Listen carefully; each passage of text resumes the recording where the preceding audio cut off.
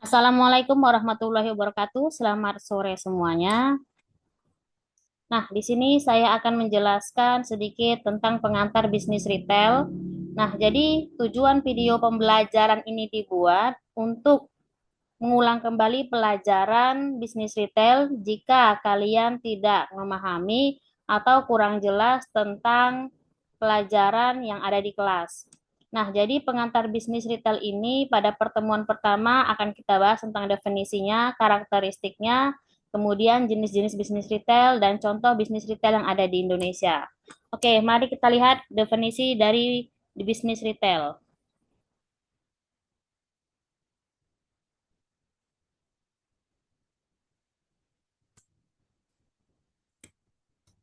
Definisi bisnis retail. Bisnis retail adalah kegiatan usaha yang berfokus pada penjualan barang atau jasa secara langsung kepada konsumen akhir untuk kebutuhan pribadi, bukan untuk dijual kembali. Dalam konteks modern dan digital, bisnis retail tidak hanya dilakukan melalui toko fisik, tetapi juga melalui berbagai platform online seperti e-commerce, marketplace, dan media sosial yang memanfaatkan teknologi digital untuk memperluas jangkauan pasar dan meningkatkan pengalaman pelanggan. Nah, jadi definisi bisnis retail ini adalah fokus terhadap penjualan barang yang langsung dijual kepada konsumen akhir, baik itu untuk kebutuhan pribadi dan hal ini bukan untuk dijual kembali. Jadi misalnya ketika kalian belanja di Indomaret atau di Alfamart, nah kegiatan yang kalian lakukan itu bisa disebut dalam kegiatan bisnis retail. Karena apa? Karena kalian membeli sebagai konsumen akhir. Nah, dalam konteks modern, bisnis digital ini bukan hanya bisnis yang berada di toko offline, tapi juga toko online, contohnya e-commerce. Seperti contoh gambar di samping yang saya berikan, ada Shopee, Lazada, Tokopedia. Ini adalah contoh e-commerce yang ada di Indonesia.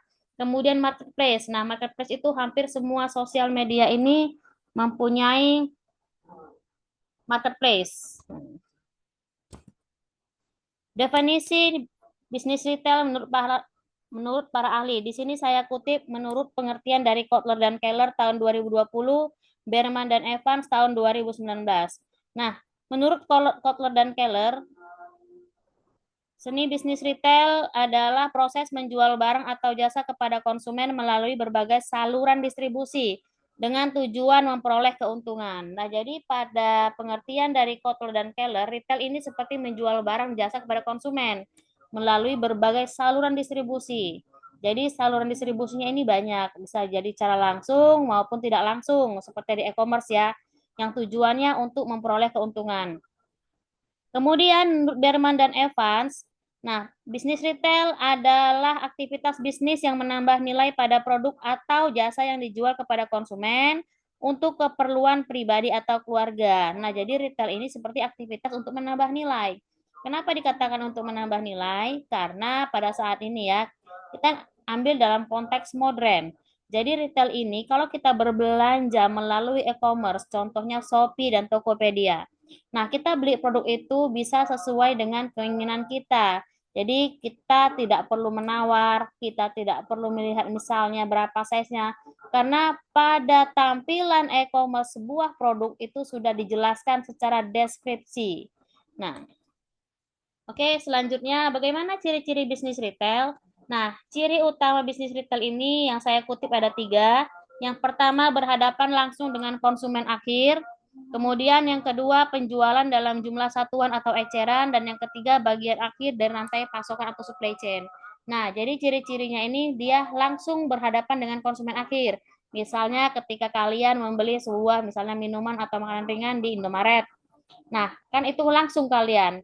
Kemudian penjualannya dalam jumlah eceran. Nah, jadi yang dijual di retail itu biasanya eceran, per pieces dia. Nah, kemudian ini bagian akhir dari rantai pasokan atau supply chain. Apa tujuan utama bisnis retail? Nah, di sini saya ambil 4. Yang pertama, mencapai keuntungan. Dengan menjual produk dan jasa dengan margin yang menguntungkan, kemudian memenuhi kebutuhan konsumen, memberikan akses mudah dan cepat bagi konsumen untuk mendapatkan barang yang diperlukan. Kemudian yang ketiga, membangun loyalitas pelanggan, seperti menciptakan pengalaman belanja yang positif sehingga konsumen kembali berbelanja. Kemudian yang terakhir, meningkatkan nilai produk, menambah nilai pada produk melalui layanan, lokasi, dan promosi yang menarik. Nah, jadi tujuan utama bisnis retail ini bukan hanya mencari keuntungan, tetapi juga bagaimana memenuhi kebutuhan konsumen. Bayangkan kalau ketika kita belanja di toko kelontong, tapi tidak ada eceran, grosiran. Nah, pasti itu tidak sesuai dengan kebutuhan konsumen. Kemudian karena kita sudah nyaman belanja di Indomaret, Alfamart, kita lebih setia. Contoh nyatanya gini, mungkin kalian lebih nyaman belanja di Indomaret atau Alfamart daripada di toko atau di warung. Kenapa? Karena di sana itu kalau di Indomaret dan Alfamart, mereka itu self service. Jadi kita ngambil sendiri langsung bayar ke kasir. Beda kalau belanja di warung, walaupun dilayani tapi kurang nyaman. Nah, bagaimana peran retail dalam perekonomian? Pertama, sebagai fungsi penyalur. Nah, dia menghubungkan produsen dengan konsumen akhir. Jadi, dengan adanya retail, dia sebagai penyalur sebuah produk dari penjual sampai ke pembeli. Kemudian, peran retail di Indonesia ini bisa menciptakan lapangan kerja. Bayangkan ada berapa jumlah tenaga kerja yang diserap dari pembangunan bisnis retail di Indonesia. Kemudian sebagai penggerak ekonomi. Nah, ini mendukung industri lain seperti manufaktur, transportasi, dan periklanan. Yang namanya retail pasti ada bisnis, ada franchise, ada buka cabang. Nah, ketika mereka buka cabang, pasti butuh transportasi untuk mengangkut barang dari satu toko ke toko yang lain. Kemudian mereka membutuhkan iklan untuk mempromosikan produk, misalnya buy one get one.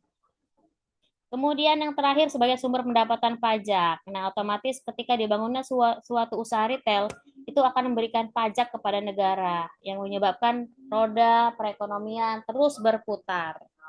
Nah, kemudian kita bahas tentang klasifikasi bisnis retail. Ini berdasarkan kepemilikan. Yang pertama ada retail mandiri. Ini dimiliki dan dioperasikan oleh satu orang atau keluarga. Jadi contoh retail mandiri ini seperti warung dan toko kelontong. Ini banyak ya di sekitar kita. Kemudian yang kedua retail waralaba atau franchise. Nah, pemilik bisnis ini membeli hak untuk menjual produk atau layanan dari perusahaan induk. Contohnya Indomaret dan Alfamart. Nah, ini contoh franchise. Dia waralaba. Kemudian retail korporasi atau corporate chain.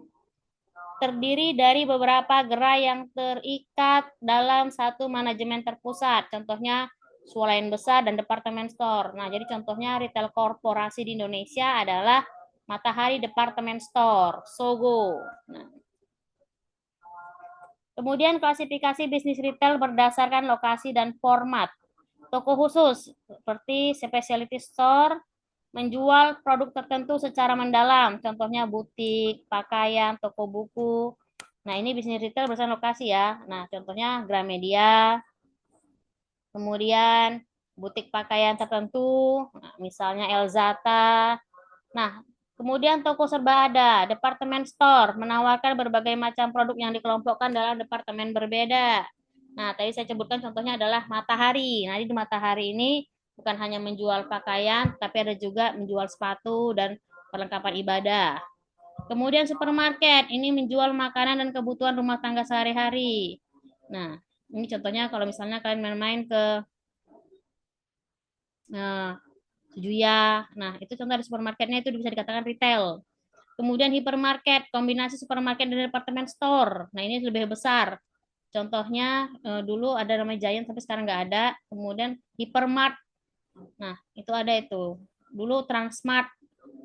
Ada di Medan masih ada Transmart, di Carrefour.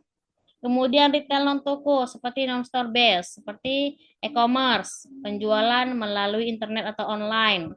Kemudian vending machine, penjualan melalui mesin otomatis. Ini sudah di bandara ya, contoh vending machine. Kemudian penjualan langsung, menjual produk langsung ke rumah konsumen. Ini seperti sales-sales. Kemudian pada bisnis retail itu ada konsep bauran retail atau retail mix. Nah, jadi retail mix ini terdiri dari 6. Yang pertama produk, seperti keputusan mengenai jenis produk yang dijual, variasi dan kualitas. Kemudian harga, strategi penetapan harga. Apakah akan menawarkan harga murah, premium atau diskon? Kemudian yang ketiga promosi, aktivitas pemasaran untuk menarik pelanggan seperti iklan, promosi penjualan, dan public relation. Kemudian lokasi, keputusan strategis tentang di mana gerai akan didirikan. Biasanya lokasi ini pada retail franchise itu sudah ditentukan. Nah, dia tidak boleh berdekatan dengan franchise yang misalnya sama-sama franchise, Indomaret dan Indomaret nggak boleh bersebelahan, tapi kalau pesaing boleh. Kemudian desain toko dan tata letak atau layout. Ini pengaturan fisik toko untuk menciptakan pengalaman dan belanja yang menarik. Nah, misalnya bagaimana penampilan etalase toko, kenapa mereka punya ciri khas sendiri. Nah, itu tujuannya memang untuk menarik minat belanja orang, kemudian membuat orang lebih nyaman di toko tersebut. Kemudian layanan pelanggan, seperti kualitas layanan yang diberikan kepada pelanggan. Nah, bagaimana layanan pelanggan? Misalnya keramahan, kemudian sapa, salam senyum. Nah, itu bagian dari layanan pelanggan. Kemudian apa aja tantangan dan tren bisnis retail? Yang pertama tantangannya, pertama persaingannya memang ketat. Dari retail modern, tradisional hingga e-commerce. Jadi sekarang saat ini semua retail itu bersaing. Nah, jadi pesaingnya itu bukan hanya toko online, tapi toko offline juga banyak. Kemudian perubahan perilaku konsumen. Konsumen kini lebih cerdas dan menuntut pengalaman belanja yang lebih baik.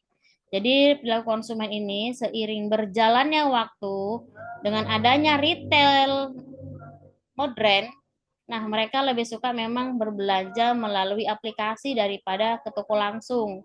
Apalagi barang yang dipesan itu misalnya bukan barang-barang kebutuhan primer. Misalnya dia ingin beli casing handphone, ingin beli make up dan lain-lain, itu lebih mudah belanja dari e-commerce. Kemudian fluktuasi ekonomi. Kondisi ekonomi dapat mempengaruhi daya beli konsumen. Nah, jadi tantangan tren bisnis ini yang berikutnya adalah fluktuasi ekonomi. Walaupun memang katanya moneter, tapi ya ini jelas mempengaruhi bisnis retail.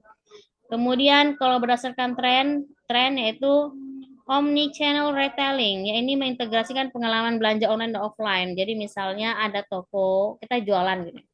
Nah, tapi ketika ada orang lain ingin membeli toko kita, tapi kondisinya itu nggak memungkinkan. Artinya, misalnya dia sedang sibuk, atau misalnya dia lagi di luar kota, tapi butuh barang itu. Nah, itulah gunanya toko online. Jadi dikatakan omni-channel retailing. Kemudian personalisasi, ini menawarkan produk dan promosi yang disesuaikan dengan preferensi pelanggan. Nah, jadi misalnya pelanggan ini maunya seperti apa.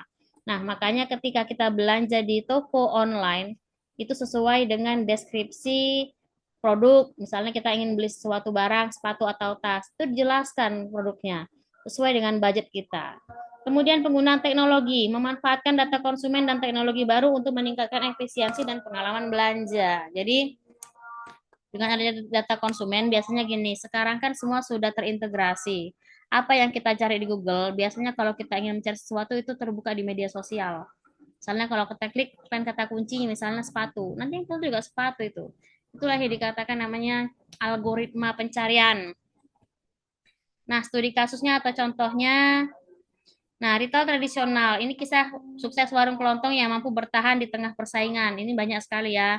Nah, istilahnya warung Madura ini.